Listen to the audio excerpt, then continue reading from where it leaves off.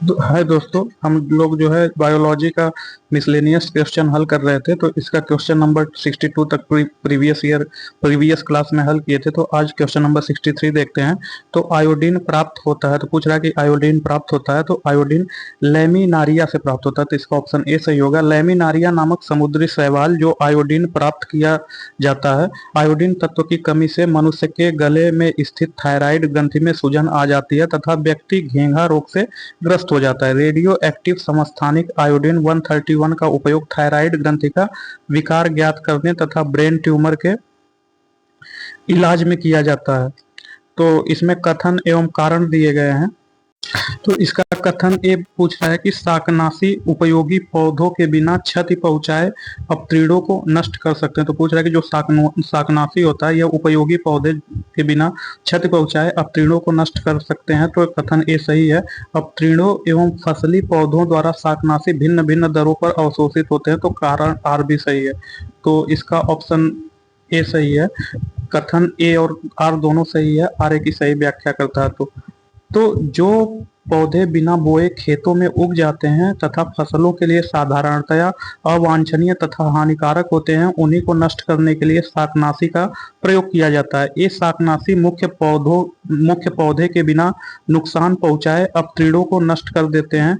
इसका मुख्य कारण अवशोषण की असमानता है। शाकनाशी दो तरह के होते हैं, एक तो वह जो किसी विशेष जाति के पौधे को नष्ट करते हैं और दूसरे को कोई हानि नहीं पहुंचाते हैं, जैसे MCPA 2 मिथाइल और क्लोरोफेनोक्सी एसिटिक एसिड 2 तथा 4,5-T 2,4,5 ट्राई क्लोरोफेनेक्सी फेनेक्सी एसिटिक एसिड। दूसरा, ऐसे जो सभी वनस्पतियों को नष्ट कर देते हैं, इनका प्रयोग बंजर तथा परती भूमि में होता है। इसका उदाहरण पैराक्वाट, क्लोरोपिक्रिन, ब्रोमोसिल इत्यादि है। तो क्वेश्चन नंबर 65, संकल्प परियोजना किसके उन्मूलन से संबंधित है। तो संकल्प परियोजना जो है HIV एड्स के उन्मूलन से संबंधित है। तो संकल्प परियोजना HIV एड्स के उन्मूलन से संबंधित है। इस परियोजना के तहत आम जनता HIV से संक्रमित होने से बचने के लिए उपायों व शिक्षा की व्यवस्था दी जाती है। इसमें हुए बदलाव कार्यक्रम और इसके समापन को प्राथमिकता दी जाती है। निम्नलिखित में कौन सा प्रभेद भारत में प्रभावी है। तो पूछा है कि निम्नलिखित में कौन सा प्रभेद भारत में प्रभावी है। तो HIV-1C है। तो एड्स वायरस से फैलने वाला एक संक्रामक रोग है। इस वायरस का नाम ह्यूमन इम्यूनो डिफिशियंसी वायरस है। H से ह्यूमन, I से इम्यूनो डिफिशियंसी, V से वायरस।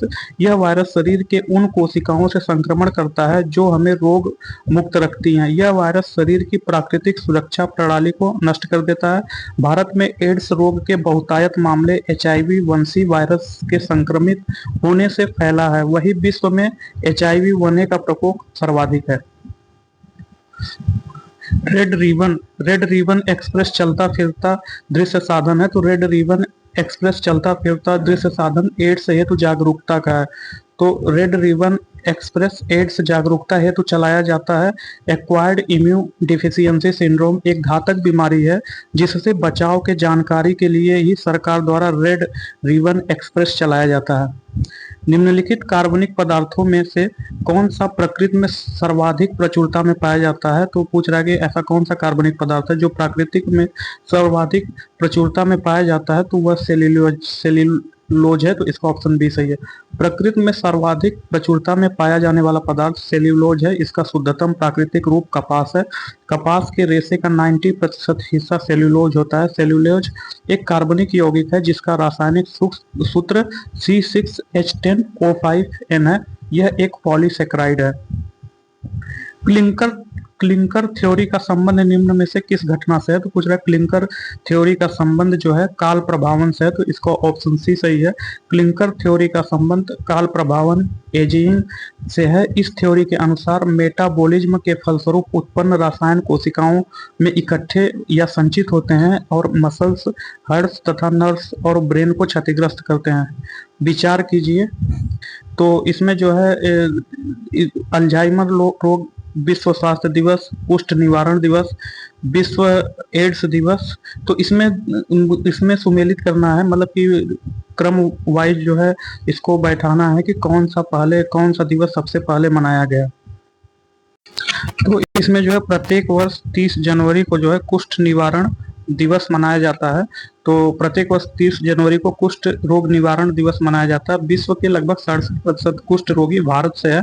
यह रोग माइक्रोबैक्टीरियम लेप्राई नामक जीवाणु द्वारा होता है तथा विश्व स्वास्थ्य दिवस 7 अप्रैल को मनाया जाता है। तो जो ये विश्व स्वास्थ्य दिवस है, ये 7 अप्रैल को मनाया जाता है। तो इसमें जो है विश्व स्वास्थ्य दिवस जो है 7 अप्रैल को मनाया जाता है, विश्व स्वास्थ्य दिवस। तथा कुष्ठ निवारण दिवस जो है 30 जनवरी को मनाया जाता है। तथा जो ये विश्व स्वास्थ्य दिवस है यह 7 अप्रैल को मनाया जाता है।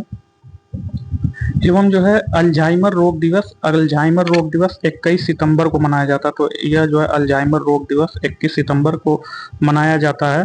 जबकि विश्व एड्स दिवस 1 दिसंबर को मनाया जाता है। तो विश्व एड्स दिवस जो है 1 दिसंबर को मनाया जाता है। तो इसमें सुमेलित करना सबसे पहले क्या होता है, तो सबसे पहले जो है 31 जनवरी को मतलब कि कुष्ठ निवारण दिवस होता है। तो इसमें 3 पहला होगा। फिर उसके बाद जो है 7 अप्रैल को विश्व स्वास्थ्य दिवस होता है। तो इसमें 3 के बाद 2 होगा। फिर उसके बाद जो है कुष्ठ निवारण दिवस 21 सितंबर को मनाया जाता है। कुष्ठ निवारण दिवस अल्जाइमर रोग 21 सितंबर को मनाया जाता है। तो इसके बाद 1 होगा। फिर जो है विश्व एड्स दिवस 1 दिसंबर को मनाया जाता है, 4 होगा। तो इसका ऑप्शन डी सही है।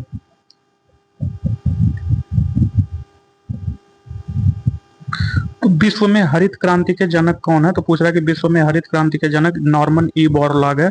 विश्व में हरित क्रांति के जनक नोबेल पुरस्कार प्राप्त कृषि वैज्ञानिक डॉक्टर नॉर्मन ई बोरलॉग हैं। भारतीय परिप्रेक्ष्य में यह श्रेय डॉक्टर एम.एस. स्वामीनाथन को प्राप्त है। निम्न कथनों में विचार कीजिए।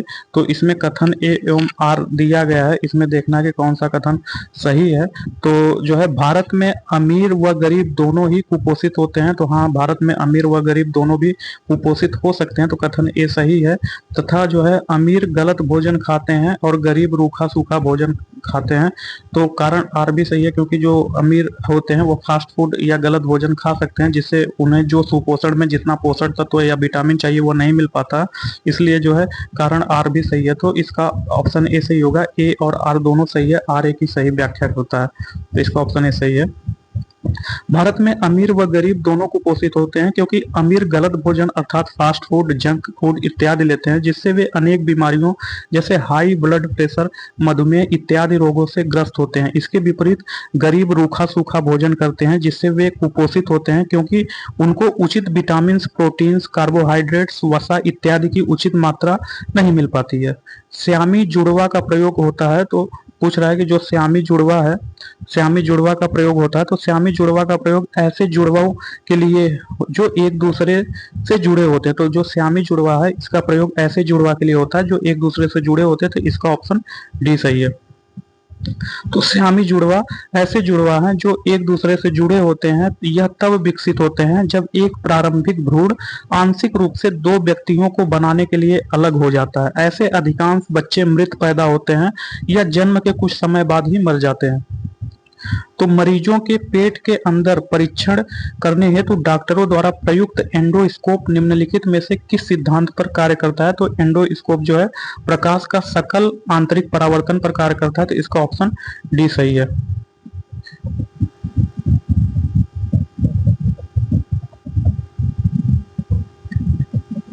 मनुष्य के शरीर के आंतरिक भागों के निरीक्षण के लिए प्रयुक्त यंत्र को अंतःदर्शी एंडोस्कोप कहा जाता है। इसमें प्रकाश तंतु की बनी हुई प्रकाश नलिका का उपयोग किया जाता है। इसमें पूर्ण आंतरिक परावर्तन द्वारा आंतरिक अंगों का चित्र प्राप्त किया जाता है। एंडोस्कोप के उदाहरण हैं अरिस्कोस्कोप, ओटोस्कोप कान के आंतरिक भाग के निरीक्षण के लिए, गैस्ट्रोस्कोप पेट के निरीक्षण के लिए, जबकि ब्रोंकोस्कोप गले और फेफड़ों के निरीक्षण के लिए होता है। रेशम तंतु रोम, पिच, नख तथा नखर निर्मित होते हैं। तो रेशम तंतु रोम, पिच, नख तथा नखर जो है कीरेटिन से निर्मित होते हैं। तो इसका ऑप्शन सी सही होगा। मानव के बाल, नाखून तथा रेशम तंतु कीरेटिन नामक पदार्थ से निर्मित होते हैं। कोलेजन दृढ़ तथा अघुलनशील तंतुवत प्रोटीन है जो केवल जंतुओं में पाई जाती है। कशेरुकी जंतुओं में यह विभिन्न प्रकार के संयोजी ऊतकों, अस्थियों, दांतों, कंडराओं, त्वचा की चर्म आदि का प्रमुख भाग बनाती है।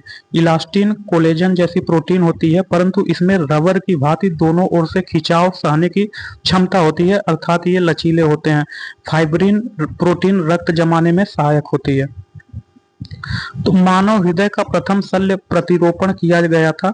तो जो मानव हृदय है इसका प्रथम शल्य प्रतिरोपण जो है क्रिश्चियन बर्नार्ड द्वारा किया गया था। तो इसका ऑप्शन बी सही है। क्रिश्चियन बर्नार्ड दक्षिण अफ्रीका के विश्वविख्यात सर्जन थे, जिन्होंने 3 सितंबर 1967 में पहली बार मानव हृदय का प्रत्यारोपण करने में सफलता प्राप्त की। इसके कारण इनका नाम Guinness book of the world record में सम्मिलित किया गया। प्रकृति में ज्ञात सभी एंजाइम है। तो प्रकृति में ज्ञात सभी एंजाइम प्रोटीन होते हैं। प्रकृति में ज्ञात सभी एंजाइम प्रोटीन है। प्रोटीन अत्यंत जटिल तथा नाइट्रोजन युक्त पदार्थ होते हैं। कुछ प्रोटीन हार्मोन के संश्लेषण में भाग लेते हैं। प्रोटीन एंटीबॉडीज के रूप में शरीर की सुरक्षा करती है। वसा शरीर को ऊर्जा प्रदान करने वाले प्रमुख खाद्य सुरक्षा करती है। वसा शरीर को ऊर्जा प्रदान करने वाले प्रमुख खाद्य पदार्थ हैं। यह त्वचा के नीचे जमा होकर शरीर के ताप को बाहर नहीं निकलने देता और प्रोटीन के स्थान पर जलकर शरीर को ऊर्जा प्रदान करता है। कार्बोहाइड्रेट शरीर को ऊर्जा प्रदान करते हैं। ये शरीर में वसा के उपयोग के लिए अत्यंत आवश्यक है। तो इसमें सूची 1 को सूची 2 से सुमेलित करना है। तो इसमें जो ब्राह्मी होता है यह मस्तिष्क स्फूर्तिदायक होता है, मतलब यह मस्तिष्क में स्फूर्ति देता है। तो ए का जो है 4 होगा। जबकि सदाबहार जो है मधुमेह प्रतिरोधी होता है। तो सदाबहार मधुमेह प्रतिरोधी होता है। तो बी का जो है 1 होगा। पुदीना जो है वातहर होता है। तो सी का जो है 2 होगा। तुलसी जो है कफोत्पादक होता है। तो डी का जो है 3 होगा। तो 4 1 2 3। तो इसमें देखते हैं 4 1 2 3। तो इसका ऑप्शन बी सही है, 4 1 2 3। तो जो है ब्राह्मी मस्तिष्क स्फूर्तिदायक, सदाबहार मधुमेह प्रतिरोधी, पुदीना वातहर, तुलसी कफोत्सारक होता है। तो सूची 1 को सूची 2 से सुमेलित कर दिए। तो इसमें जो है शुष्क बर्फ, जीन थेरेपी, क्रायोनिक्स, कोबाल्ट 60 है। तो जो है इसमें जो है जीन थेरेपी रक्त रोगों का उपचार के लिए प्रयोग किया जाता है। तो जो जीन थेरेपी है यह रक्त रोगों के उपचार के लिए प्रयोग किया जाता है। तो बी का जो है 4 होगा। जबकि शुष्क बर्फ है वह ठोस कार्बन डाइऑक्साइड के रूप में प्रयोग किया जाता है। तो शुष्क बर्फ ठोस कार्बन डाइऑक्साइड के रूप में प्रयोग किया जाता है। तो ए का जो है 3 होगा। एवं क्रायोनिक्स है यह पुनर्जीवित करने हेतु जीवित पिंडों का जमना है। तो क्रायोनिक्स पुनर्जीवित करने हेतु जीवित पिंडों का जमना है। तो सी का जो है 2 होगा। कोबाल्ट 60 का उपयोग कैंसर के उपचार के लिए किया जाता है। तो डी का जो है 1 होगा। तो 3 4 2 1 इसका ऑप्शन सही है। 3 4 2 1। तो इसका ऑप्शन सी सही है। तो शुष्क बर्फ ठोस कार्बन डाइऑक्साइड, जीन थेरेपी रक्त रोगों का उपचार, क्रायोनिक्स पुनर्जीवित करने हेतु जीवित पिंडों का जमना, कोबाल्ट 60 कैंसर के उपचार के लिए किया जाता है। तो इसमें सूची 1 को सूची 2 से सुमेलित करना है। तो हार्मोन्स है, एंजाइम है, फास्फोलिपिड है, बहुलक है। तो जो है जो हार्मोन्स है यह जो है हार्मोन्स जो है टेस्टोस्टेरोन हार्मोन्स होता है। तो जो टेस्टोस्टेरोन है ये हार्मोन्स है। तो ए का 2 होगा। एवं जो है एंजाइम जो है लेसिथिन एंजाइम है। तो बी का जो है 3 होगा। फास्फोलिपिड है जो है हार्मोन्स जो है टेस्टोस्टेरोन है। तो जो हार्मोन्स है वो टेस्टोस्टेरोन है। तो ए का 2 होगा। एंजाइम है वह जो है लाइपेज एंजाइम होता है। तो बी का 1 होगा। फास्फोलिपिड है वह जो है लेसिथीन है। तो सी का 3 होगा। तथा बहुलक पॉलीथीन होता है। तो डी का 4 होगा। तो 2 1 3 4। तो इसमें जो है 2 1 3 4 इसका ऑप्शन ए सही है। तो टेस्टोस्टेरोन और एंड्रोस्टेरोन पुरुष यौन हार्मोन्स का पुरुष यौन हार्मोन का निर्माण अंड ग्रंथियों में होता है। एस्ट्रोजन और प्रोजेस्टेरोन स्त्री यौन हार्मोन का निर्माण डिंबाशयों में होता है। एंजाइम जो कि लाइपेज है वसा को पचाता है। ट्रिप्सिन प्रोटीन को पचाता है। लार के दो एंजाइम होते हैं, टाइलिन एवं माल्टीज होते हैं। फास्फोलिपिड लेसिथिन है जबकि बहुलक पॉलीथीन है। National bureau of plant generic resources स्थित है। तो national bureau of plant generic resources स्थित है नई दिल्ली में। तो इसका ऑप्शन ए सही होगा। राष्ट्रीय पादप आनुवंशिकी संसाधन ब्यूरो की स्थापना 1976 में नई दिल्ली में की गई थी। इसके 10 क्षेत्रीय कार्यालय हैं। पहला शिमला, जोधपुर, त्रिचूर केरल, अकोला, शिलोंग, भोपाली, कटक, हैदराबाद, रांची, श्रीनगर में स्थापित है। तो इसमें सूची 1 को सूची 2 से सुमेलित करना है। तो सूची 1 को सूची 2 से सुमेलित करना है तो जो है टेस्टोस्टेरोन, कोडीन, कुचुक, यूजेनॉल है। तो इसमें जो है टेस्टोस्टेरोन, कोडीन है। तो जो टेस्टोस्टेरोन है ये हार्मोन्स होता है।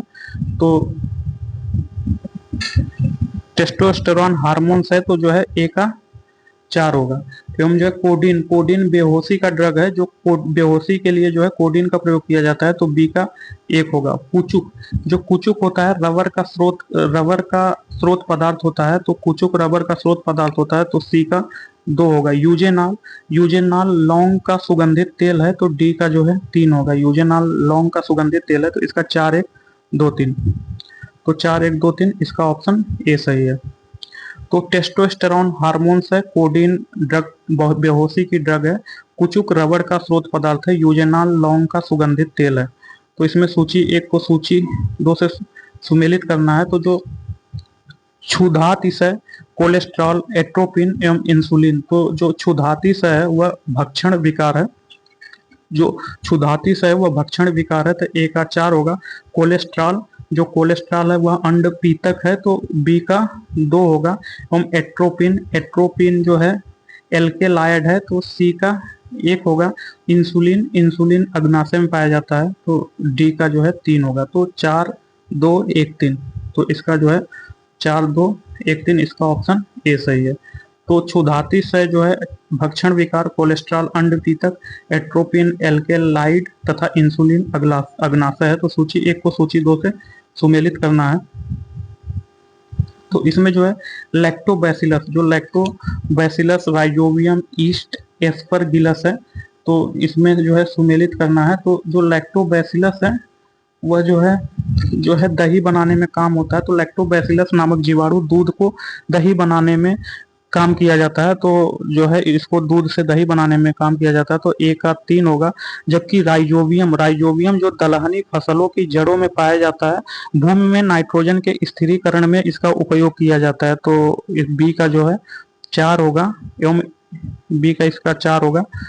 बी का 4 ईस्ट का उपयोग जो है ईस्ट किण्वीकरण द्वारा अल्कोहल के उत्पादन में तथा एस्परगिलस नामक जीवाणु का प्रयोग साइट्रिक अम्ल बनाने में होता है। तो ईस्ट का प्रयोग जो है अल्कोहल के उत्पादन में होता है। तो सी का 1 होगा।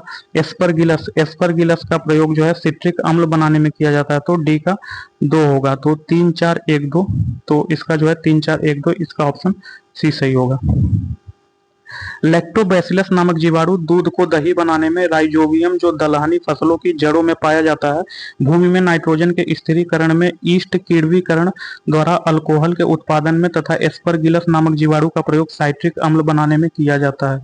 निम्नलिखित युग्मों में कौन सा सुमेलित नहीं है? तो इसमें से एक युग्म सुमेलित नहीं है। तो कोशिका का नियंत्रण कक्ष केंद्रक होता है, ये सही है। प्राकृतिक रबर पॉलीआइसोप्रीन है, बीबी सुमेलित है। क्रायोलाइट एल्युमिनियम का अयस्क है, सही है। रोगाणु रोधक फिनोफेलेथिन है। तो जो रोगाणु रोधक होता है यह जो है फिनोफेलेथिन नहीं होता। फिनोफेलेथिन रोगाणु रोधक नहीं होता। केंद्रक कोशिका का नियंत्रण कक्ष पॉलीआइसोप्रीन जो है प्राकृतिक रबर होता है। तो इसका ऑप्शन डी सुमेलित नहीं है, तो यही सही होगा। तो फेलिथिन रोगाणु रोधक एंटीसेप्टिक नहीं है। केंद्रक कोशिका का नियंत्रण कक्ष होता है। पॉलीआइसोप्रीन प्राकृतिक रबर तथा क्रायोलाइट बॉक्साइट कोरंडम आदि एल्युमिनियम के अयस्क होते हैं। फिनोल फैथेलिन का प्रयोग सूचक के रूप में किया जाता है। तो इसमें सूची 1 को सूची 2 से सुमेलित करना है। तो एंथ्रैक्स है, थैलेसीमिया है, सेरोगेसी है, ट्रांसजेनिक्स है। तो इसमें जो है सुमेलित करना है। तो एंथ्रैक्स नामक जो वायरस होते हैं वह जैव युद्ध में प्रयुक्त होने वाला एक विष है। तो जो एंथ्रैक्स है इसका प्रयोग जो है जैव युद्ध में प्रयुक्त करने वाला एक विष होता है। तो ए का जो है 4 होगा। तो ए का 4 होगा। तथा जो है थैलीसीमिया नामक बीमारी दोषी जीन के कारण होती है। तो यह जो है जो थैलीसीमिया नामक बीमारी होता है यह दोषी जीन के कारण होता है। तो जो है बी का 1 होगा।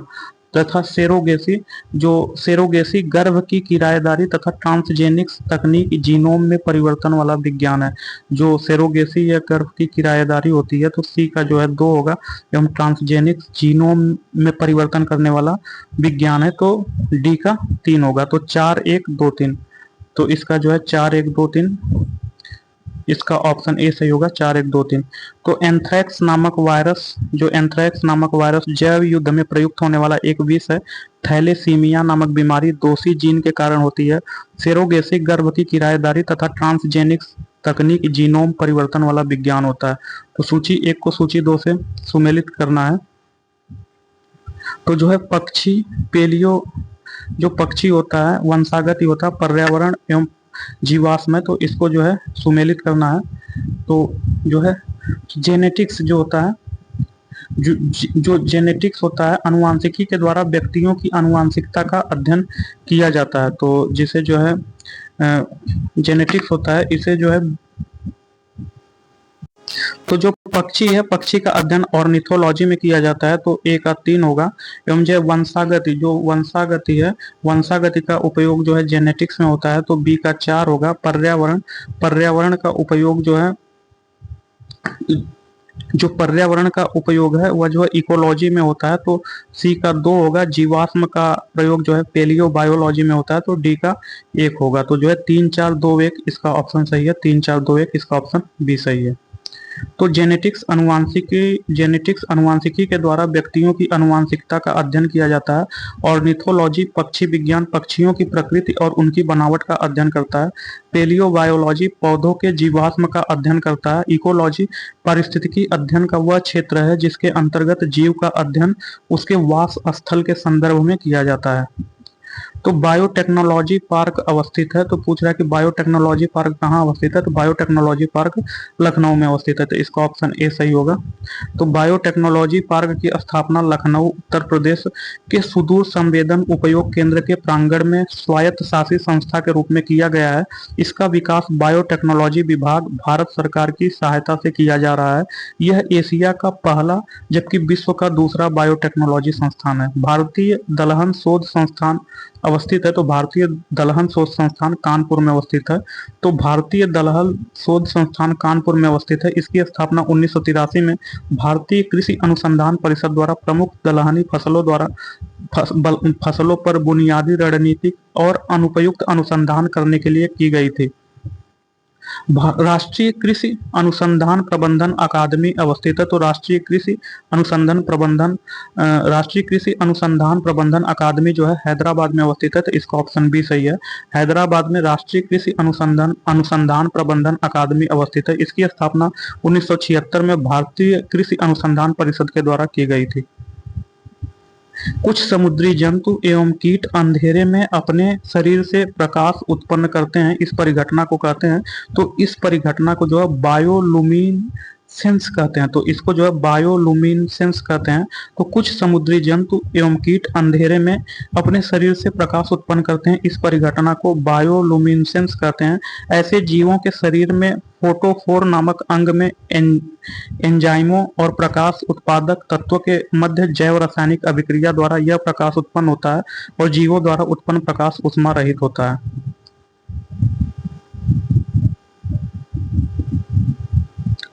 रेडिएशन के द्वारा म्यूटेशन का सर्वप्रथम प्रायोगिक प्रदर्शन किसने किया था। तो रेडिएशन के द्वारा म्यूटेशन का सर्वप्रथम प्रायोगिक प्रदर्शन जो है एच.जे. मूलर ने किया था। तो इसका ऑप्शन से ए सही होगा। एच.जे.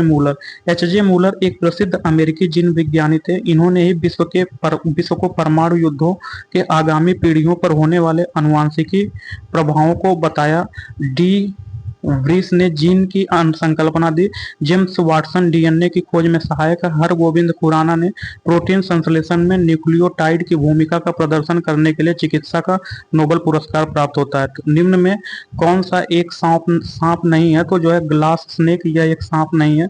ग्लास स्नेक एक पैर विहीन छिपकली है जो सांपों की तरह दिखती है। करैत एक जहरीला सांप है जो विषहीन सांपों का भक्षण कर उनकी संख्या को नियंत्रित रखते हुए जैव विविधता में महत्वपूर्ण योगदान देता है। वाइपर जाति के सांप सिर पर एक छोटी सी हड्डी ऊपर उठी हुई रहती है जो सींग जैसी लगती है, अतः उससे सींग वाले सांप का भ्रम होता है।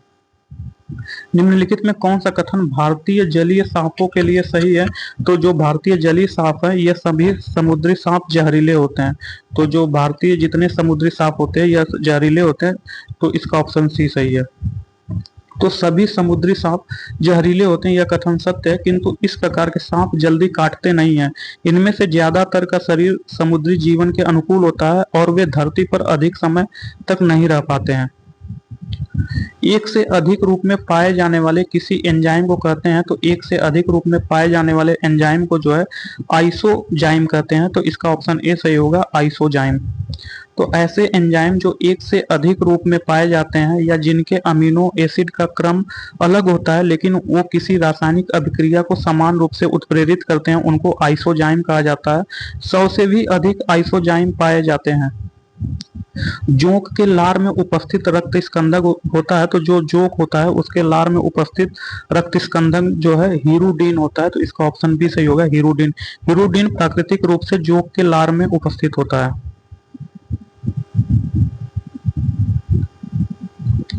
स्तनधारी जल पीते हैं और इसे प्राप्त भी करते हैं। तो जो स्तनधारी होते हैं वह ऑक्सी हीमोग्लोबिन के हीमोग्लोबिन में बदलने से जो है जल पीते हैं। तो स्तनधारी जो होते हैं वे जल पीते हैं और इसे प्राप्त भी करते हैं। तो इसे ऑक्सी हीमोग्लोबिन के हीमोग्लोबिन में बदलने से प्राप्त करते हैं। तो सॉरी, इसका ऑप्शन सी नहीं, यह ग्लूकोज के ऑक्सीकरण से प्राप्त करते हैं। तो इसका ऑप्शन डी सही होगा। तो स्तनधारी ग्लूकोज के ऑक्सीकरण या ग्लाइकोलिसिस से भी जल प्राप्त करते हैं। ग्लूकोज के एक अणु के ऑक्सीकरण से कार्बन के 6 अणु, जल के 6 अणु तथा ऊर्जा प्राप्त होती है। प्रतिऑक्सीकारकों का कार्य क्या होता है? तो जो प्रतिऑक्सीकारक हैं उनका कार्य क्या होता है? तो यह मुक्त मूलकों के प्रभाव से कोशिकाओं को बचाते हैं। तो इसका ऑप्शन सी सही होगा।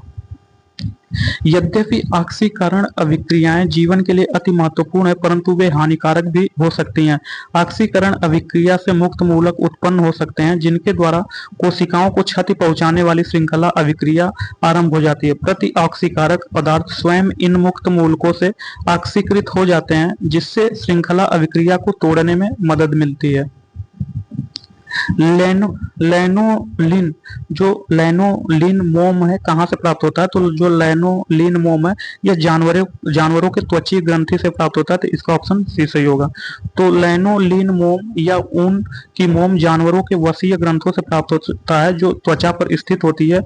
मनुष्यों द्वारा प्रयुक्त लैनोलिन मोम भेड़ों से प्राप्त होती है। लैनोलिन मोम में ग्लिसरॉल का अभाव होता है। जुगनू किस परिघटना की वजह से शीत प्रकाश देता है? तो जुगनू जो है रासायनिक संदीप्ति की वजह से जो है शीत प्रकाश देता है। तो इसका ऑप्शन सी सही होगा।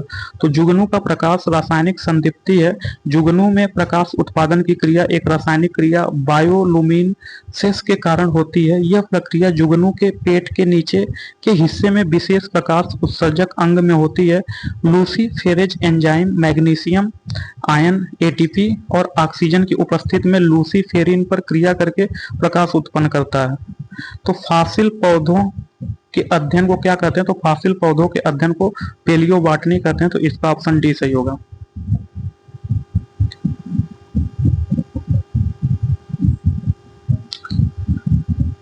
पूरा वनस्पति विज्ञान पेलियोबॉटनी भूवैज्ञानिक अतीत के पादपों से संबंधित विज्ञान है। यह पादप जीवाश्मों अथवा सेलों के सुरक्षित पादप अवशेषों पर आधारित है। इसके अंतर्गत उन पौधों का अध्ययन किया जाता है जो करोड़ों वर्ष पूर्व पृथ्वी पर रहते थे, अब कहीं नहीं पाए जाते हैं और अब फॉसिल बन चुके हैं। बॉटनी में वनस्पतियों का अध्ययन होता है जबकि हिस्टोलॉजी में ऊतकों का अध्ययन होता है, जबकि जियोलॉजी में पृथ्वी का अध्ययन होता है। कौन एक जीवित जीवाश्म कहलाता है? तो जो है जो जिनकगो है, यह जीवित जीवाश्म कहलाता है, तो इसका ऑप्शन बी सही होगा। ऐसे सजीव जिनका जैव विकास के क्रम में किसी प्रकार का प्रकृति परिवर्तन नहीं होता तथा वे अप्रभावित रूप से आज भी पाए जाते हैं, जीवित जीवाश्म कहे जाते हैं। जिनकगो एक बहुत प्राचीन प्रजाति का पौधा है। इसका कोई भी निकट संबंधी पादप वर्ग में नहीं पाया जाता है, इसलिए इसे जीवित जीवाश्म कहा जाता है। तो इसमें सूची 1 को सूची 2 से सुमेलित करना है। तो इसमें रेशम कीट से जो है रेशम प्राप्त किया जाता है, तो ए का 3 होगा। रेशम कीट से रेशम प्राप्त किया जाता है। लाख कीट से लाख प्राप्त किया जाता है, तो बी का 2 होगा। चींटी से जो है फार्मिक अम्ल प्राप्त किया जाता है, तो सी का 4 होगा। ब्लिस्टर बीटल से जो है कैंथरीडीन प्राप्त किया जाता है, तो डी का 1 होगा। तो 3 2 4 1 इसका सही है। 3 2 4 1, तो इसका ऑप्शन बी सही है। 3 2 4 1। तो रेशम कीट से रेशम प्राप्त किया जाता है, लाख कीट से लाख प्राप्त किया जाता है, चींटी से फार्मिक अम्ल प्राप्त किया जाता है, ब्लिस्टर बीटल से कैंथरीडीन प्राप्त किया जाता है। जीवाश्मिकी में अध्ययन किया जाता है, तो जीवाश्मिकी में जीवाश्म का अध्ययन किया जाता है, तो इसका ऑप्शन सी सही होगा। तो जीवाश्म विज्ञान की एक शाखा है जिसके अंतर्गत जीवाश्मों का अध्ययन किया जाता है। जीवाश्म विज्ञान के पिता जो है लियोनार्डो दा विंची हैं। तो इसमें सुमेलित करना है, तो ईस्ट कैसेसिन एलोवेरा तथा घटपर्डी, इसमें से एक सुमेलित नहीं है, तो ईस्ट से किण्वन होता है, तो इस ए सुमेलित है। कैसेसिन दुग्ध प्रोटीन होता है, ये भी सुमेलित है। एलोवेरा आवृत बीजी होता है, ये भी सुमेलित है। जबकि घटपर्डी परजीवी आवृत बीजी होता है, तो डी सुमेलित नहीं है, तो यही इसका सही है। तो ईस्ट किण्वन में प्राप्त किया जाता है, तो ईस्ट किण्वन में प्राप्त किया जाता है कैसेसिन दुग्ध प्रोटीन और एलोवेरा आवृत बीजी पादप होता है। घटपर्डी या नेफेंथस प्रायः नाइट्रोजन की पूर्ति हेतु कीटों का भक्षण करने वाला कीट भक्षी पादप होता है। मच्छरों के बारे में निम्न कथनों पर विचार कीजिए। तो जो मच्छर हैं इनके बारे में निम्न कथनों पर विचार करना है। तो मच्छर केवल नर रक्त चूसते हैं, तो जो नर की अपेक्षा मादा मच्छर के डैने बड़े होते हैं और यह केवल मादा मच्छर ही रक्त चूसती है। तो जो है मच्छरों के बारे में केवल नर रक्त चूसते हैं, तो गलत है। नर रक्त फलों का जूस चूसते हैं, रक्त नहीं चूसते हैं, तो कथन एक गलत है। केवल मादा रक्त चूसती है, तो हाँ 2 वाला सही है। मादा मच्छर रक्त चूसती है। मादा पौधों का रक्त चूसती हैं, तो मादा पौधों का रक्त नहीं चूसती है। नर मच्छर जो है पौधों का रक्त चूसते हैं, तो 3 वाला गलत है। मादा की अपेक्षा नर के डैने बड़े होते हैं, तो ये गलत है। नर की अपेक्षा मादा की डैने बड़े होते हैं, तो नर की अपेक्षा मादा की डैने बड़ी होती है, तो ये सही है। तो जो है 2 एवं 5 सही है, तो इसमें कथन 2 और 5 सही है। तो इसमें जो है इसका ऑप्शन डी सही होगा, कथन 2 और 5 सही है। तो नर की अपेक्षा मादा मच्छर के डैने बड़े होते हैं और केवल मादा मच्छर ही रक्त चूसती हैं, जबकि नर मच्छर अपना पोषण फूल फलों के रस से करते हैं। इस प्रकार प्रश्नगत कथन 2 और 5 सही है। तो निम्न में से कौन मीथेन गैस उत्सर्जित करता है? तो मीथेन गैस गो पशु दीमक एवं धान के खेत, ये तीनों उत्सर्जित करते हैं, तो ये सभी होगा। उपरोक्त सभी मीथेन गैस का उत्सर्जन करते हैं। गो पशु पाचन के बाद डकार आदि से, दीमक सेल्यूलोज के पाचन से तथा धान के खेत में हरे शैवाल मीथेन का उत्सर्जन करते हैं। तो रेडियोधर्मी डेटिंग एक प्रक्रिया है जिसमें मापा जा सकता है। तो रेडियोधर्मी डेटिंग प्रक्रिया में जो चट्टानों की उम्र मापा जा सकता है, तो इसका ऑप्शन ये सही है। रेडियोधर्मी डेटिंग यह कार्बन 14 द्वारा काल निर्धारण विधि का प्रयोग पुरातत्व जीव विज्ञान में जंतुओं एवं पौधों एवं पदार्थों के प्राप्त अवशेषों के आधार पर जीवन काल समय चक्र का निर्धारण करने में किया जाता है। इसमें कार्बन 12 तथा कार्बन 14 के मध्य अनुपात निकाला जाता है। तो निम्न में कौन सा सुमेलित नहीं है? तो इसमें जो है निम्न में कौन सा सुमेलित नहीं है? तो जो जीन संबंधन एवं योगज डीएनए प्रौद्योगिकी कहलाता है, अनुवांशिकी अभियंत्रण कहलाता है। जो जीन संबंधन है तथा पुनर्योगज डीएनए प्रौद्योगिकी है, यह अनुवांशिक अभियंत्रण कहलाता है। कथन ए सही है। बी, गर्भस्थ शिशु में अनुवांशिकी व्याधियां जांचने के लिए निदान सूचक परीक्षण एमनियोसिंटेसिस कहलाता है। तो इसका जो है कथन बी भी सही है। एक प्रक्रम जिसके द्वारा जीवित सूक्ष्म जीव जटिल पदार्थ को सरल अवयवों में तोड़ते हैं उसे जैव निम्नीकरण कहते हैं।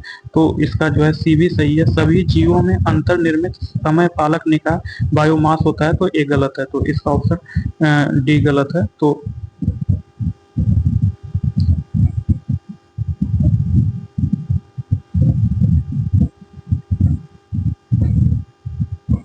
तो इसका क्वेश्चन नंबर 110, सांपों की विष ग्रंथि दरअसल है। तो सांपों की जो विष ग्रंथि है यह लार ग्रंथि है। तो इसका ऑप्शन डी सही है। सांपों की विष ग्रंथि वास्तविकता में लार ग्रंथि होती है। यह सर के दोनों तरफ आंखों के पीछे तथा नीचे स्थित होती है। विष ग्रंथि में ही विष का निर्माण होता है, जो एक प्रकार के जैविक प्रोटीन होता है। निम्नलिखित में कौन सा पक्षी दुग्ध उत्पादित करता है? तो जो कपोत है वह दुग्ध उत्पादित करता है। कपोत एक ऐसा पक्षी है जो दुग्ध उत्पादित करता है। नर एवं मादा कबूतर पक्षी दूध का उत्पादन करते हैं। इनके अतिरिक्त फ्लेमिंगो तथा पेंगुइन भी दूध का उत्पादन करने वाले पक्षी हैं। निम्नलिखित पक्षियों में कौन 40 मील प्रति घंटा की गति से दौड़ सकता है? तो जो ऑस्ट्रिच है यह 40 मील प्रति घंटा की स्पीड से दौड़ सकता है। तो इसका ऑप्शन डी सही है। ऑस्ट्रिच 40 मील प्रति घंटा की गति से दौड़ सकता है। उनकी लंबी उभरी हुई गर्दन और गोल शरीर के साथ शुतुरमुर्ग दुनिया का सबसे विशिष्ट पक्षियों में से एक है।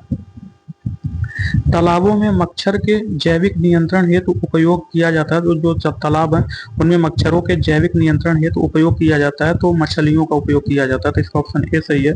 निम्नकैलस स्पीसीज पर्वतीय क्षेत्रों में पाई जाने वाली छोटी मछली है। निम्नकैलस की अधिकांश प्रजातियां सर्वाहारी होती हैं। यह शैवाल, छोटे कीटों एवं कीटों के लार्वा को अपना भोजन बनाती हैं, जिससे कीट नियंत्रण में मदद मिलती है। जिन तालाबों में यह पाई जाती हैं यहाँ पर मच्छर कम पनपते हैं, क्योंकि मच्छरों एवं अन्य कीटों के लार्वा इसका प्रिय भोजन है। तो यदि वसा एवं तेल का अधिक समय तक भंडारण किया जाए तो उनका स्वाद एवं गंध परिवर्तित हो जाता है, जिसका कारण है। तो पूछ रहा है कि यदि वसा एवं तेल का अधिक समय तक भंडारण किया जाए तो उनका स्वाद एवं गंध परिवर्तित हो जाता है, तो जिसका कारण ऑक्सीडेशन ऑक्सीकरण है। तो इसका ऑप्शन ए सही है।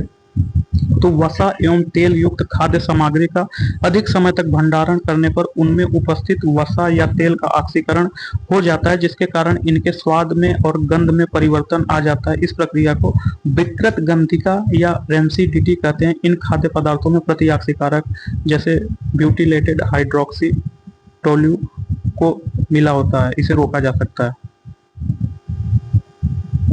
तो झूठ का पता लगाने में पॉलीग्राफ जब सवालों के उत्तर दिए जाते हैं तो निम्न में से किसकी माप करता है? तो जो झूठ का पता लगाने वाली जो पॉलीग्राफ मशीन होती है, जब सवालों के उत्तर गलत दिया जाता है तो निम्न में किसकी यह माप करता है? तो यह जो है झूठ जब तो यह जो है मस्तिष्क की सक्रियता एवं हृदय गति की दर की माप करता है। तो यह जो मस्तिष्क कितना तेज से काम कर रहा है और हृदय की जो रेट होता है वो उसकी माप करता है। तो इसका ऑप्शन सी सही है। तो झूठ का पता लगाने तथा पॉलीग्राफ टेस्ट का प्रयोग किया जाता है। इसका परीक्षण के अंतर्गत हृदय गति, रक्त दबाव तथा मस्तिष्क की सक्रियता की माप की जाती है। तो लैनोलीन एक प्रकार का सिक्के मोम है जो मरहम बनाने में प्रयुक्त होता है, निकाला जाता है। तो यह जो है ऊन से निकाला जाता है। तो लैनोलीन ऊन टसर वाले जानवरों के मलबेदार ग्रंथियों द्वारा उत्पादित एक मौमिक यौगिक है। लैनोलीन सौंदर्य प्रसाधन, त्वचा क्रीम और कुछ मॉइस्चराइजिंग शैम्पू में पाया जाता है। छीले हुए आलू के चिप्स को सादे जल में रखने पर वह दृढ़ तथा कड़ा हो जाता है। इसकी कारक क्रिया होती है, तो इसकी कारक क्रिया परासरण होता है, तो इसका ऑप्शन बी सही होगा। छीले हुए आलू के चिप्स को सादे जल में रखने पर दृढ़ तथा कड़ा हो जाता है। इसका कारण परासरण दाब होता है। विलयन को एक अर्ध पारगम्य झिल्ली द्वारा जो अधिकतम दाब उत्पन्न हो सकता है उसे शक्य परासरण दाब कहते हैं। कोशिका भित्ति की अर्धपारगम्य होती है। जो कोशिका भित्ति की अर्धपारगम्य होती है, कोशिका झिल्ली जो विलायक के अणु को तो निकल जाने देती है पर विलयन के अणु को नहीं निकलने देती है, इसे अर्धपारगम्य झिल्ली कहते हैं। तो जिन व्यायामों में से किस एक में सबसे अधिक ऊर्जा की खपत होती है, तो वह जो है सीढ़ी चढ़ना। तो साइकिल चलाना, टहलना, सीढ़ी से उतरना, तो जो सीढ़ी चढ़ना होता है इसमें सबसे अधिक एनर्जी खत्म होती है, तो इसका ऑप्शन ए सही होगा। तो सीढ़ी चढ़ना व्यायाम में सबसे अधिक ऊर्जा खपत होती है। सीढ़ी चढ़ने से अधिक मात्रा में कैलोरी बर्न होती है और यह शरीर में वसा को जल्दी से जलाने में मदद करती है। जितनी अधिक कैलोरी जला सकते हैं उतने ही जल्दी अपने वजन को कम करने में मदद मिलती है। सीढ़ी चढ़ने से शरीर की प्रमुख मांसपेशियां जैसे जांघ, ग्लूटस और पीठ का उपयोग होता है। शरीर को टोन करने में सीढ़ी चढ़ना बहुत ही फायदेमंद होता है। सीढ़ियां चढ़ना बेहतर हृदय स्वास्थ्य एवं रक्तचाप के लिए बहुत ही लाभकारी होती है। मार्जार, रोदन या कैट साई समष्टि उत्पन्न होते हैं।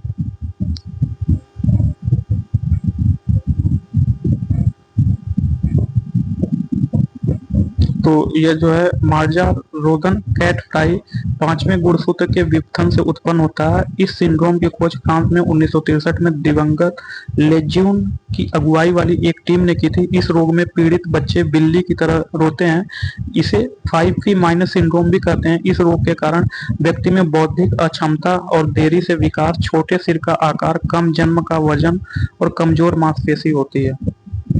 क्लोरोफिल व हीमोग्लोबिन में उपस्थित धातुएं जो होती हैं, जो क्लोरोफिल और हीमोग्लोबिन में, तो क्लोरोफिल में जो है मैग्नीशियम होता है तथा जो है हीमोग्लोबिन में आयरन होता है, तो इसका ऑप्शन बी सही है। क्लोरोफिल और हीमोग्लोबिन में उपस्थित धातुएं, क्लोरोफिल में मैग्नीशियम तथा हीमोग्लोबिन में आयरन होता है। क्लोरोफिल प्रकाश में बैंगनी, नीला और लाल रंग को ग्रहण करता है, जबकि क्लोरोफिल पत्तियों में हरे रंग का वर्णक होता है, जबकि हीमोग्लोबिन में उपस्थित आयरन रक्त में ऑक्सीजन की मात्रा का निर्धारक होता है।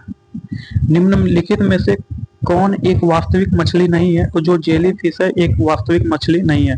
तो जबकि रेड फिश, डॉग फिश एवं कैट फिश वास्तविक मछली है, तो इसका जो है ए, बी, सी तीनों सही है। तो पूर्व विकल्प में जेली फिश वास्तविक मछली नहीं है, जबकि जेली फिश सिलेंट्रेटा संघ का जीव है, शेष अन्य वास्तविक मछली है। विस्कोस रेयान धागा बनाता है, तो जो विस्कोस रेयान धागा बनाता है वह सेल्यूलोज जैंथेट से बनाता है, तो इसका ऑप्शन सी सही है। जो विस्कोस रेयान धागा सेल्यूलोज जैंथेट से बनता है। रेयान बनाने के लिए सेल्यूलोज, कागज, लुगदी या काष्ठ को लिया जाता है। इसे सांद्र तथा ठंडे सोडियम हाइड्रोक्साइड से उपचारित करते हैं। प्राप्त विलयन को छिद्रित धातु बेलनों में भरकर तनु सल्फ्यूरिक अम्ल में मिलाया जाता है। इसमें इसके लंबे लंबे तंतु बन जाते हैं, जिससे विस्कोस रेयान कहते हैं। इसे सूत के साथ मिश्रित कर कपड़ा व ऊन के साथ मिश्रित कर कालीन बनाया जाता है। इससे जाली या लिंट भी बनाया जाता है, जो घावों पर पट्टी बांधने में काम आती है। तो कर्नल वांट रोग है, तो जो कर्नल वांट रोग है यह गेहूं की फसल में होता है। तो कर्नल वांट गेहूं की गुणवत्ता को प्रभावित करने वाला एक फफूंद रोग है।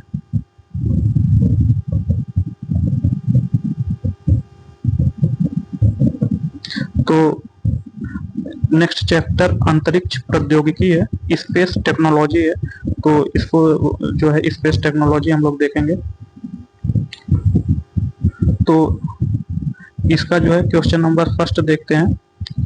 नासा के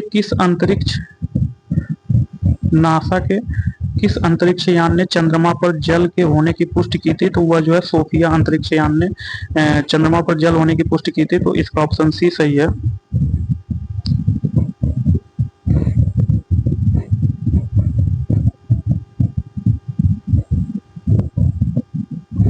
अमेरिकी अंतरिक्ष एजेंसी नासा ने stratospheric observatory for infrared astronomy SOFIA अंतरिक्ष यान की सहायता से चंद्रमा पर जल के होने की पुष्टि की गई है। सोफिया ने चंद्रमा के दक्षिणी गोलार्ध में स्थित पृथ्वी से दिखाई देने वाले सबसे बड़े गड्ढों में से एक क्लेवियस क्रेटर में पानी के अणुओं H2O का पता लगाया।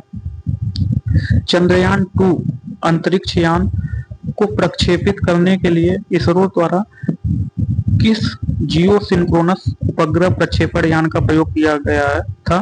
तो यह जो है GSLV Mk3M1 है।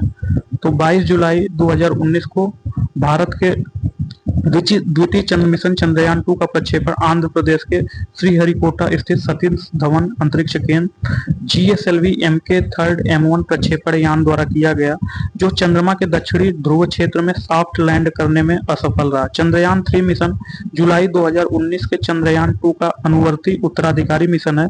इसका उद्देश्य चंद्र के दक्षिणी ध्रुव पर एक रोवर को उतारना है। इसरो ने इस मिशन को वर्ष 2023 में संपन्न करने की तैयारी में है। चंद्रयान 2 के तहत असफल रहे विक्रम लैंडर के कार्यों को प्रतिपूर्ति चंद्रयान 3 के माध्यम से भेजे जाने वाले लैंडर से करने की संभावना जताई जा रही है। इसके लिए भारत जापान साझेदारी कार्यक्रम lunar polar exploration mission LUPEX का भी सहयोग लिया जा रहा है। तो श्याम बीवर होता है, तो श्याम बीवर जो है सिमट गया तारा होता है, तो इसका ऑप्शन डी सही है।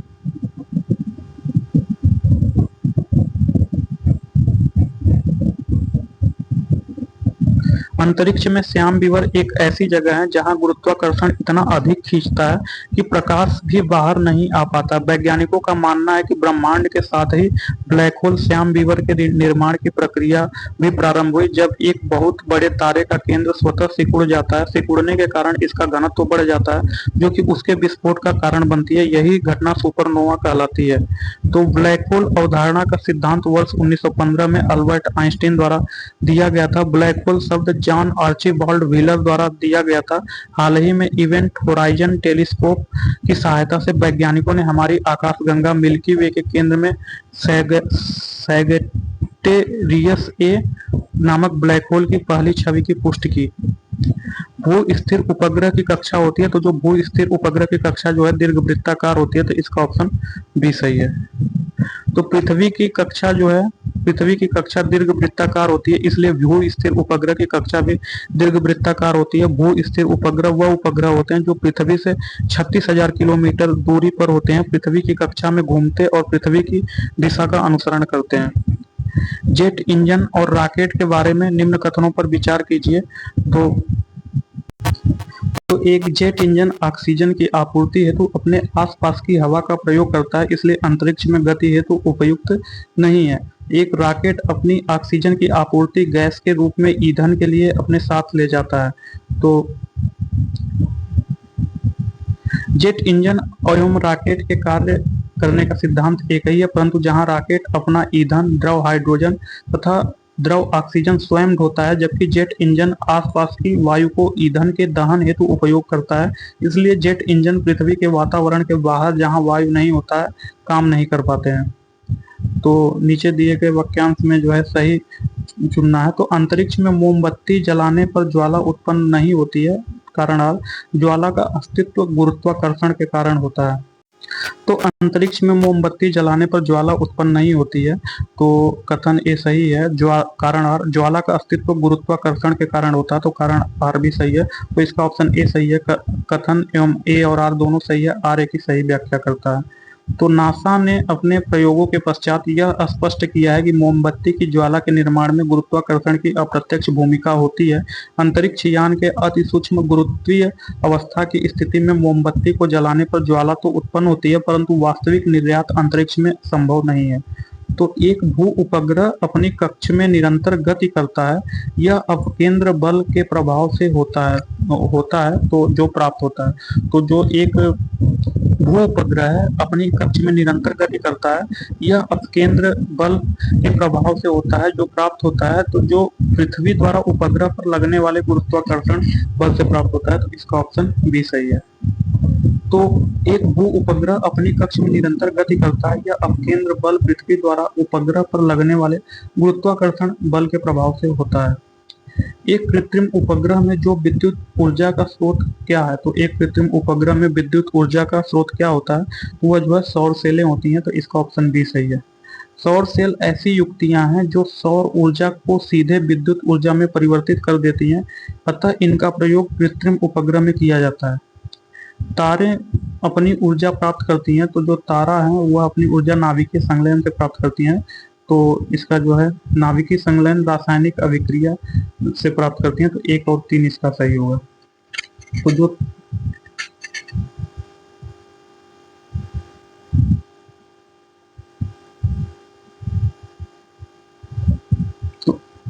तारा जो तारे हैं यह अपनी ऊर्जा नाभिकीय संलयन से प्राप्त करते हैं। तारे अत्यधिक गुरुत्वाकर्षण के कारण संकुचित हो जाते हैं। इसका परिणाम यह होता है कि उनका तापमान बढ़ जाता है और नाभिकीय संलयन की प्रक्रिया प्रारंभ हो जाती है। इसमें मुख्यतः हाइड्रोजन गैस होती है जो निरंतर क्रोड में आकर हीलियम में परिवर्तित होती रहती है। इस प्रक्रिया से मुक्त ऊर्जा के कारण तारों की सतह का तापमान बना रहता है। इसमें से कुछ तारों की सतह से विस्फोट के कारण तापक्रम 50,000 या इससे अधिक भी हो जाता है, जैसे सूर्य। पृथ्वी के परितः घूमने वाले कृत्रिम उपग्रह से बाहर गिराई गई गेंद जो होती है, तो पृथ्वी के परितः घूमने वाले कृत्रिम उपग्रह से बाहर गिराई हुई गेंद पृथ्वी के परितः उपग्रह के समान आवर्तकाल के साथ उसी के कक्ष में घूमती रहेगी। तो इसका ऑप्शन डी सही है। तो पृथ्वी के चारों ओर घूमने वाले कृत्रिम उपग्रह से बाहर गिराई गई गेंद उपग्रह के समान ही पृथ्वी का चक्कर लगाने लगती है। तो अपने कक्ष में एक उपग्रह पृथ्वी का चक्कर लगाता रहता है, ऐसा निम्न में से किस कारण होता है? तो ऐसा जो है केंद्राभिमुखी बल के कारण होता है। तो इसका ऑप्शन बी सही है। तो अपने कक्ष में एक उपग्रह पृथ्वी का चक्कर लगाता रहता है, ऐसा केंद्राभिमुखी बल के कारण से होता है। जब कोई वस्तु किसी वृत्ताकार मार्ग पर चलती है तो उस पर एक बल वृत्त के केंद्र की ओर कार्य करता है, इसे अभिकेंद्रीय बल कहते हैं। इसी बल के अभाव में वस्तु वृत्ताकार मार्ग पर नहीं चल सकती है। यदि कोई यम द्रव्यमान का पिंड v चाल से r त्रिज्या के वृत्तीय मार्ग पर चल रहा है तो उस पर कार्यकारी वृत्त के केंद्र की ओर जो अभिकेंद्र फोर्स होता है वो जो है mv²/r होता है। तो एक अंतरिक्ष यात्री अपने सहपाठी को चंद्रमा की सतह पर सुन नहीं सकता है क्योंकि ध्वनि प्रचारित करने का माध्यम नहीं होता है। तो जो उसमें जो है चंद्रमा होता है उसमें जो निर्वात होता है वायु नहीं होता, इसलिए एक दूसरे की बात नहीं सुन सकते हैं। तो इसका ऑप्शन सी सही होगा।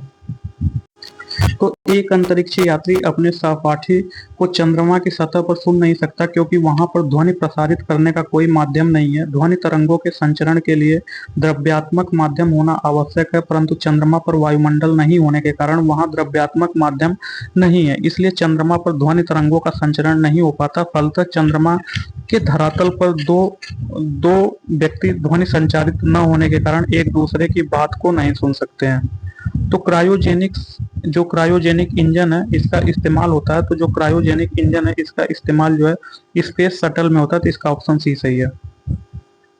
तो जो क्रायोजेनिक शब्द ग्रीक भाषा में क्रायोस से बना है जिसका अर्थ निम्न ताप होता है। निम्न ताप पर ईंधन का प्रयोग करने वाले इंजन को क्रायोजेनिक इंजन कहा जाता है। इसका प्रयोग अंतरिक्ष यान स्पेस शटल में किया जाता है। स्पेस शटल पुनः प्रयोज्य रीयूजेबल यान होता है।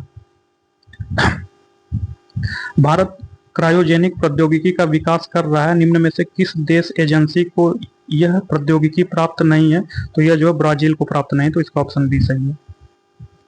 क्रायोजेनिक प्रौद्योगिकी के अंतर्गत निम्न ताप पर द्रवित ईंधनों या ऑक्सीजन -183 डिग्री सेल्सियस का ऑक्सीकारक के रूप में प्रयोग किया जाता है। भारत द्वारा GSLV रॉकेट ईंधनों का विकास इसी तकनीक के द्वारा किया जाता है। संयुक्त राज्य America, European space agency, Japan, Bharat व चीन ने इस तकनीक को विकसित कर लिया, जबकि ब्राजील अभी इस तकनीक को विकसित नहीं कर पाया। निम्न में से एक नया कल्पना फर्स्ट दिया गया, निम्न में से एक नया नाम कल्पना फर्स्ट दिया गया तो वह मैटसेट का दिया गया। तो इसका ऑप्शन बी सही है। तो देश के प्रथम मौसम उपग्रह मैटसेट का प्रक्षेपण 12 सितंबर 2002 को PSLV C4 रॉकेट द्वारा श्रीहरिकोटा से लॉन्च किया गया।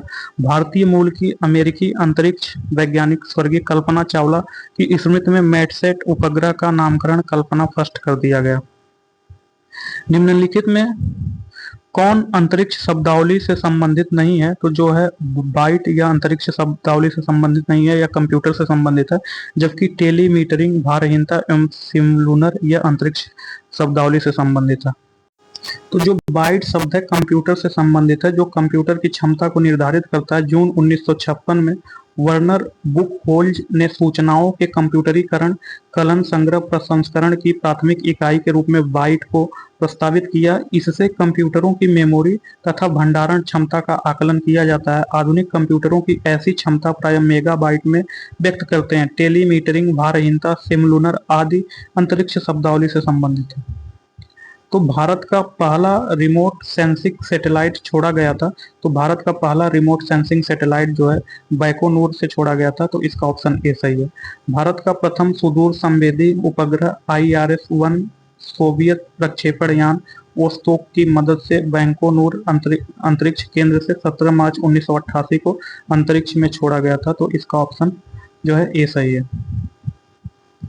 एक भू स्थिर उपग्रह का काल होता है। तो एक भू स्थिर उपग्रह का काल जो है 24 घंटे होता है। तो इसका ऑप्शन डी सही है। एक भू स्थिर उपग्रह पृथ्वी से 3600 किलोमीटर की दूरी पर विषुवतीय कक्षा में स्थापित किया जाता है। यह उपग्रह अपनी कक्षा का एक चक्कर 24 घंटे में पूरा कर लेता है। अतः यह पृथ्वी से देखने पर सदैव एक ही दिशा में स्थिर दिखाई देती है। तो निम्नलिखित कथनों पर विचार करना है। तो जो है